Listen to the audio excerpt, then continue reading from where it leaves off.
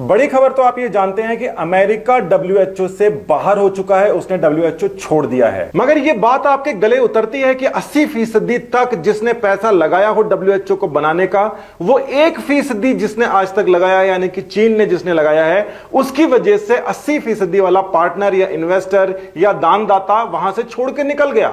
और यह बात भारत के लिए क्या कोई फायदेमंद है या ये बहुत ज्यादा फायदेमंद है भारत के लिए, ये बात तो आपको समझनी पड़ेगी। मगर उसके पहले आपको कुछ और भी समझना पड़ेगा। इस बात में तो कोई शक ही नहीं है किसी को कि वायरस को चीन ने जानबूझकर फैलाया। मगर खास बात यह है कि चीन इस समय 2 नंबर की अर्थव्यवस्था कैसे बना हुआ है, रातों रात उसके पास में इतना धन कैसे आ रहा है कि चीन को रोकना नामुमकिन हो जाता है। और इतना नामुमकिन हो गया कि 1% पैसे देने वाले चाइना की बजाय अमेरिका, जिसने 80% तक उसको आज तक पैसा देकर सींचा है, उसको छोड़कर जाना पड़ गया। फर्जीवाड़े के महारथी चाइना ने किस प्रकार से फर्जीवाड़े में पैसा कमाया और पूरे विश्व के अंदर वो अर्थव्यवस्था बन गया है, उसके लिए सबसे पहली खबर ये देखिए। इन्वेस्टर प्लेस की खबर ये बताती है कि चीनी कंपनियां जैसे कि ल्यूकिन कॉफी है, उसको इस समय बैन करने का समय आ गया है। क्यों बैन करने का समय आ गया है? क्या बात है कि चीन की कोई कंपनी को अमेरिका के अंदर जो लिस्टेड है, जो मतलब स्टॉक मार्केट के अंदर है, उसको बैन क्यों किया जाए? और एक ही नहीं, 100 से ज्यादा चाइनीज कंपनियों को जो यूएस के अंदर लिस्टेड है, यानी कि जिनके शेयर्स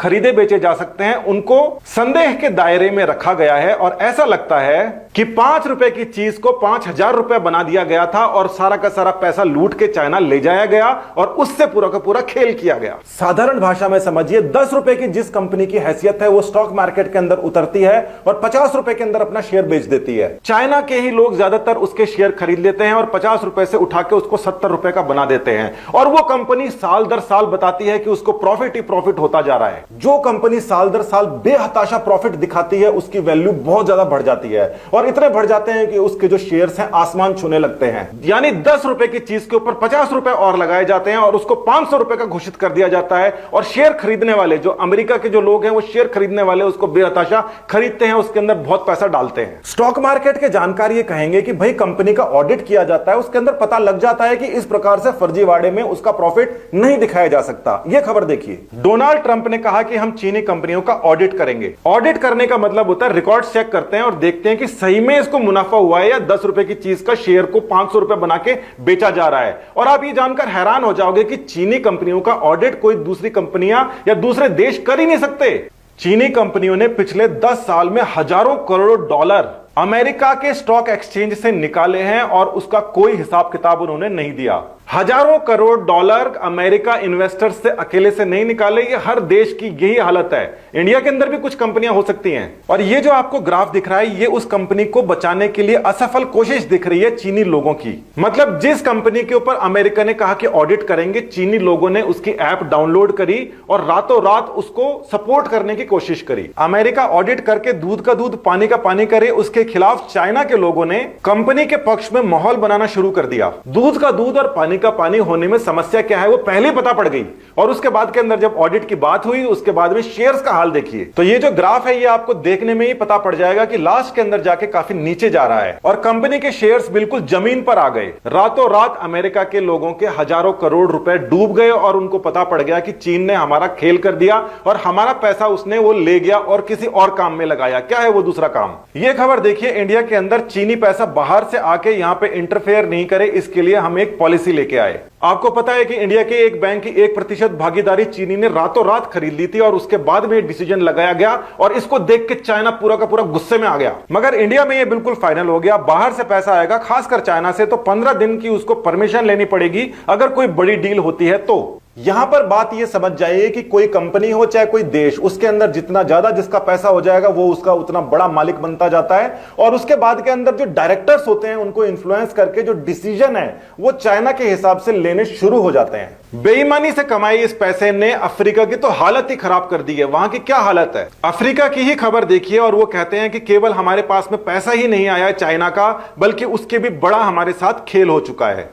वर्ल्ड बैंक सबसे बड़ी संस्था होती है, वो बहुत सारा लोन देता है, मगर उससे भी ज्यादा लोन दे दिया है चाइना ने।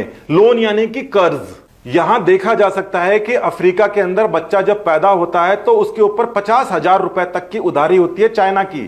अफ्रीकन कंट्रीज के पास में इतना ज्यादा लोन दे दिया गया है कि वहां पे वो वापस कर ही नहीं सकते। वो एक तरीके से गुलाम हो गए हैं चाइना की पॉलिसीज के। वहां की पॉलिटिक्स में और वहां की जो कंट्री हैं उनके रोल, यूनाइटेड नेशंस हो या डब्ल्यूएचओ हो, वहां पर सीधे तौर पर प्रभावित होते हैं। वो चाइना के पक्ष में जाते हैं। ये तो आप जानते हो कि जैसे इराक में युद्ध हुआ था या कहीं कहीं पर भी हुआ था, वहां पे यूनाइटेड नेशन बैठ के फैसला करता था और उसके खिलाफ काम हो जाया करता था। यूनाइटेड नेशन के अंदर जो काम होता था वो वोट्स के जरिए होता था। वोट्स देते थे सारी की सारी कंट्रीज, और ज्यादातर कंट्रीज के ऊपर चाइना का प्रभाव हो गया है। यह बात बहुत खतरनाक है। हमारे जितने भी बॉर्डर्स हैं उनके ऊपर अगर यूएन कहीं पर भी इंटरवेंशन करता है या छोटा मोटा वॉर होता है उसमें अगर यूएन इंटरवेंशन करता है तो वहां पर चाइनीज दबदबा है। और इस दबदबे की हद इतनी खतरनाक हो चुकी है कि चाइना को हटाने के बजाय अमेरिका, जिसने 80% तक डब्ल्यूएचओ को पैसा देकर सींचा है, उसको वो छोड़कर जाना पड़ा, बेआबरू होकर निकलना पड़ा। यह भयंकर तरीके से खतरे की घंटी है, क्योंकि अगर यूनाइटेड नेशंस के ऊपर चाइना का इस प्रकार से कब्जा होने लग गया तो वहां के जो भी रूल्स आएंगे चाइना के हमेशा फेवर के अंदर आएंगे और हमारे तो अगेंस्ट आएंगे ही आएंगे। विश्व राजनीति पर नजर रखने वाले बड़े बड़े पोर्टल्स ने यही संभावनाओं के बारे में चर्चा की है।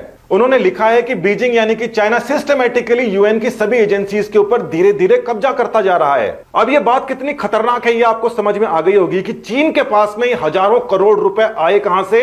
उसकी फर्जी कंपनियों के फर्जी स्टॉक से आए। और वो लगे कहां पर? वो दूसरे देशों को लोन देने के अंदर लगे। ये जो लोन वाला सिलसिला है इसको चाइना बहुत ही बेशर्मी से इस्तेमाल करता है। उसने जब जब यूएन की वोटिंग्स हुई है उसमें वोट डलने के बाद उन अफ्रीकन कंपनीज के कभी 50 मिलियन माफ कर देता है, कभी 60 मिलियन माफ कर देता है। इस प्रकार से उनके ऊपर रोज दबाव बनाता रहता है। अपने डब्ल्यूएचओ के जो चीफ हैं टेड्रोस हैं, वो भी अफ्रीकन कंट्रीज से आते हैं और उनकी जो कंट्री है उसके ऊपर भी इतना ज्यादा डेब्ट है कि वो चीन के खिलाफ जा ही नहीं सकते। हर एक संस्था के अंदर ना सिर्फ चीन के कई सारे लोग वहां पर महत्वपूर्ण पोजीशन पे हैं, बल्कि वहां पर धीरे धीरे जो बाकी जो लोग फंसे हुए हैं, जो बचे हुए हैं, उनको भी कैसे ना कैसे पैसा देकर, दबाव देकर, कैसे ना कैसे अपने हक के अंदर चाइना करता जा रहा है। डब्ल्यूएचओ से अमेरिका का बाहर निकलना एक प्रकार से इंडिया के लिए फायदेमंद इसलिए है क्योंकि ये जो यूनाइटेड एजेंसीज है जिनके ऊपर स्ट्रेटेजिकली चीन ने कब्जा किया है, कम्युनिस्ट पार्टीज ने कब्जा किया है, वहां पे उनके पास में अगर डिसीजन पावर नहीं होगी तो वो डिसीजन हमारे ऊपर थोपा नहीं जा सकता। देखा जाए तो सेकेंड वर्ल्ड वॉर के बाद के अंदर जो एक विश्व की कल्पना की गई थी जिसके अंदर मध्यस्थता करने की बात की गई थी, उस मध्यस्थता को अब सीधे तौर के ऊपर चाइना प्रभावित कर रहा है और उस प्रभाव को कम करने के लिए उन एजेंसीज की ताकत को तोड़ने का यह एक स्टेप हो सकता है। पैसा किसी के पास है, पावर किसी के पास है और साथ ही वो में हद लेवल तक बेशर्म है। ऐसे अगर किसी के पास में पावर आ जाती है, वो पावर का मिसयूज करता है, वो अपने खुद के लोगों के ऊपर करता है, बाकियों की तो सुनता ही नहीं है। चाइना बॉर्डर के ऊपर जो डिस्प्यूट अभी हाल ही में हुआ था उसके अंदर चाइना ने अपने पांव पीछे खींचे और उसका भी एक कारण है। उसका कारण क्या है कि इंडिया के अंदर भी बहुत सारे चाइना का प्रोडक्ट है। वो चाइना का जो प्रोडक्ट है वो प्राइवेट कंपनीज का नहीं है, वहां पर कोई प्राइवेट और कोई सरकारी कंपनी होती ही नहीं है। जो भी चीज आप प्रोडक्ट चाइना का खरीद रहे हो वो चाइना की सरकार की या उसकी कम्युनिस्ट पार्टी की ही है। थोड़ा सा डरा के, थोड़ा सा धमका के भारत को डराने की कोशिश करी, मगर ऐसा हुआ नहीं, उल्टा हो गया। इफेक्ट पूरे सोशल मीडिया पे ड्राइव चल गई है और उसके बाद के अंदर जो प्रोडक्ट्स हैं, चाइना के प्रोडक्ट्स हैं, उसके पीछे सारे के सारे हाथ धो के पड़ गए हैं। इसीलिए चाइना पीछे हटा है और कोई कारण नहीं है इसका। और ये जो ट्रेंड है ये आपको जारी रखना है क्योंकि असली जो चोट है वो फाइनेंस की है, मारपीट की, खून खराबे की नहीं है, पैसे की है। पैसा यानी कि कंट्रोल, यानी कि वोट्स, यानी कि यूएन, यानी कि जो मन में आए वो। भारत की पॉलिसी शुरू से ऐसी रही है कि हमने चाइना को घुसने नहीं दिया,